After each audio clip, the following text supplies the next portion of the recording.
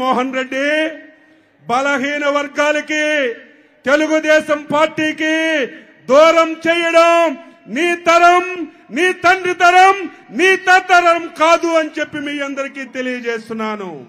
ఈ రోజు తెలుగుదేశం పార్టీ బలహీన వర్గాల పునాదులు పట్టినటువంటి పార్టీ. బలహీన వర్గాలకి తెలుగుదేశం పార్టీ వచ్చిన తర్వాత అన్ని విధాలా ఆదుకున్నటువంటి పార్టీ తెలుగుదేశం పార్టీ అని చెప్పి ఈ సందర్భంగా మీ అందరికీ తెలియజేస్తున్నాను. తెలుగుదేశంలో, జనసేనలో బలహీన వర్గాలు నాయకులుగా పనిచేస్తున్నాం. వైసీపీలో బలహీన వర్గాలు బానిసలుగా పనిచేస్తున్నారు. ఈ రోజు ఉత్తరాంధ్ర ఉంది, వెనుకబడిన ప్రాంతం. ఈ ప్రాంతంలో బలహీన వర్గాలు నాయకత్వం ఉంది. కానీ 5 సంవత్సరాల నుంచి చూస్తున్నాం.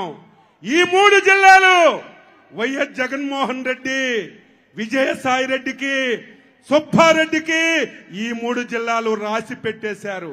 అయ్యా బొత్స సత్యబాబు, ధర్మాన ప్రసాద్, సీము నెత్తురుంటే మీరు వెంటనే రాజీనామా చేసి జగన్మోహన్ రెడ్డి దగ్గర ఒక్క నిమిషం కూడా ఉండడానికి వీల్లేదు. బలహీన వర్గాలకి ఈ రోజు నాయకత్వం ఇచ్చే ధైర్యం లేదా?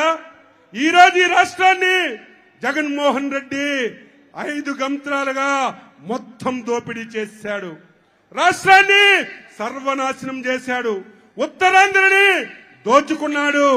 అందుకే మనందరం కూడా ఈ రోజు మళ్ళీ తెలుగుదేశం, జనసేన, తెలుగుదేశం పార్టీ ఒక్కటే ఉన్నప్పుడు 1 సంవత్సరం ముందు నేను చెప్పాను 160 స్థానాలు తెలుగుదేశం పార్టీకి వస్తాయని. చాలా మంది నవ్వారు. అచ్చెన్నాయుడు ఏంటి 160 స్థానాలు వస్తాయని. ఇప్పుడు తెలుగుదేశం పార్టీకి పవర్ స్టార్ పవన్ కళ్యాణ్ కలిశాడు. ఇక్కడ వైసీపీది దబిడి దుబిడే. ఈరోజు మనం చిత్తశుద్ధితో పనిచేస్తే, అంకిత భావంతో పనిచేస్తే ఈ రాష్ట్రంలో కొన్ని జిల్లాల్లో వైసీపీ పార్టీకి డిపాజిట్లు కూడా రావు అని చెప్పి మీ అందరికీ తెలియజేస్తున్నాను.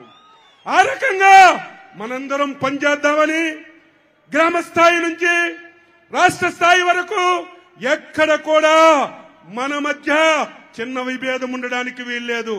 ఈ దుర్మార్గుడు, ఈ సైకో ఆ ప్రయత్నాలు కూడా చేస్తాడు. కులాల మధ్యన తగాయిదా పెడతాడు, మతాల మధ్యన తగాయిదా పెడతాడు, ప్రాంతాల మధ్యన తగాయిదా పెట్టి